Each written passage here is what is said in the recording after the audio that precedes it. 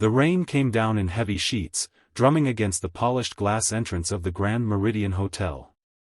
Guests hurried inside, pulling expensive coats tighter around their shoulders while valets rushed to shield luxury cars with oversized umbrellas. The lobby glowed with crystal chandeliers, fresh white orchids, and polished marble floors that reflected every light like a mirror. Then the automatic doors slid open again. A tall black man in his late 30s stepped inside, carrying the hand of a sleepy 6-year-old girl wrapped in a faded pink jacket. His dark jeans were damp from the rain, his boots were muddy from walking several blocks after their rideshare broke down, and his navy hoodie had water stains across the shoulders. The little girl looked up at him with tired eyes. "Daddy, are we staying here tonight?" He smiled warmly despite the exhaustion on his face. "Yes, Princess. We are." Her small face brightened. "I knew it." She squeezed his hand tighter. Several guests turned toward them. Some smiled politely at the child, but others quietly looked away after noticing the father's casual clothing. A woman carrying designer shopping bags whispered something to her husband, and both glanced at the man before continuing toward the elevators. The father noticed. He had seen those looks before. For years. Looks that judged without asking a single question.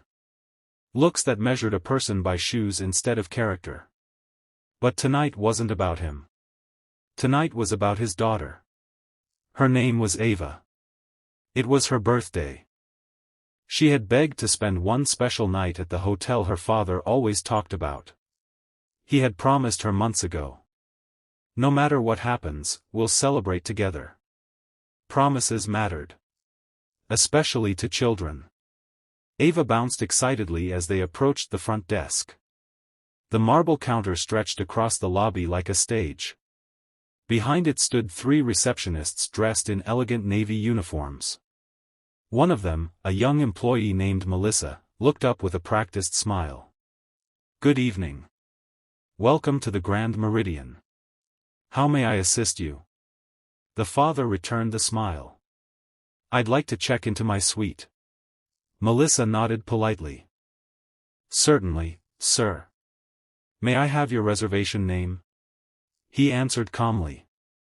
"Malcolm Carter." Her fingers moved quickly across the keyboard. She frowned. She typed again.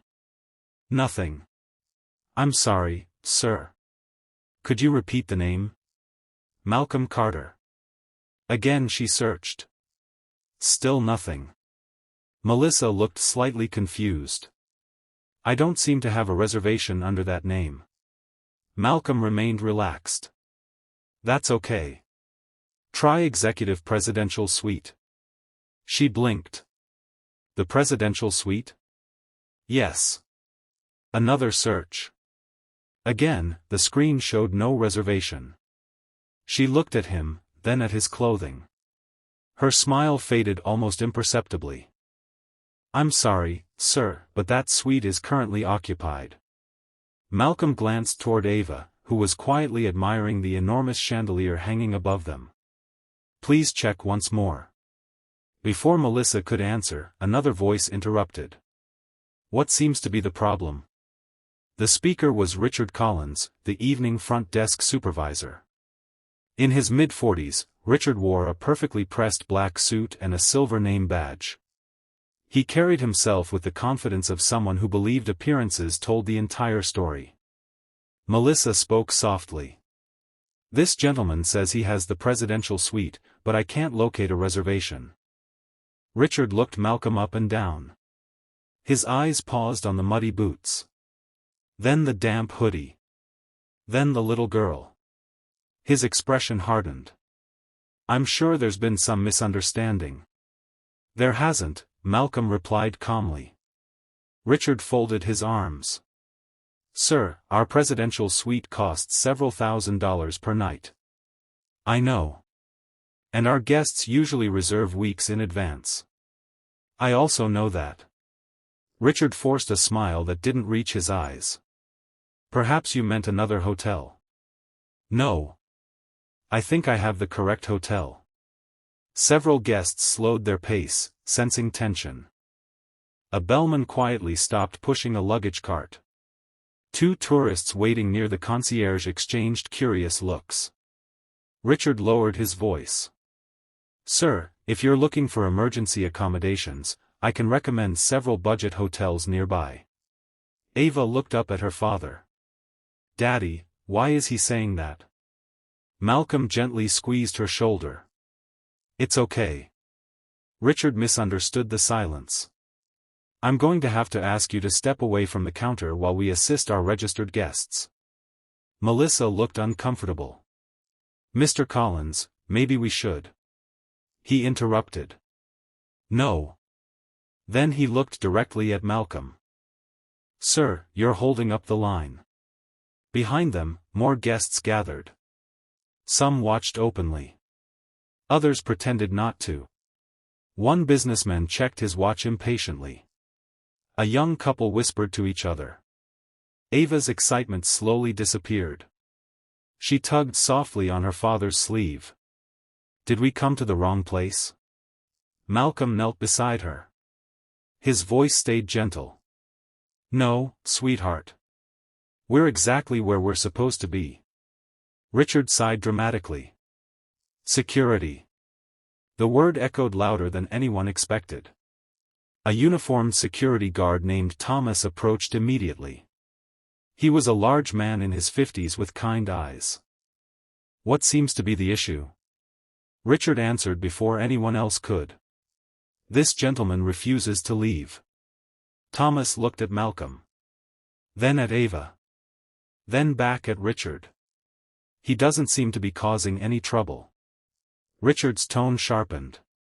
"I gave him a direct instruction." Thomas hesitated. Malcolm finally spoke. "I simply asked to check into my suite." Richard laughed quietly. "Your suite?" "Yes."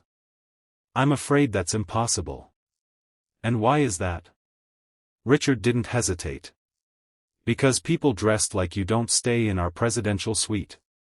The lobby fell silent.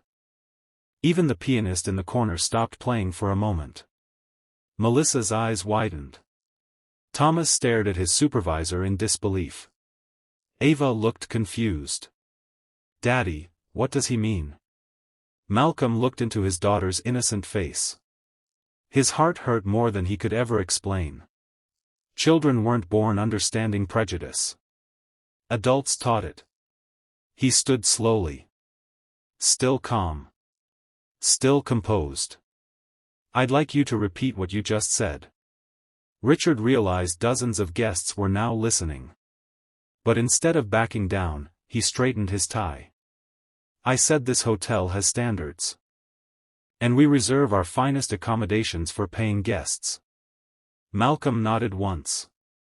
"I understand." He reached into his pocket. Richard smirked, expecting a worn-out credit card or an argument. Instead, Malcolm quietly pulled out a simple black leather wallet.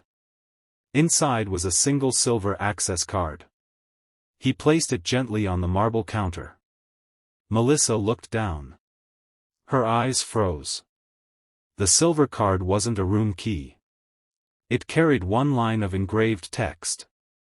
"Owner, Malcolm J. Carter."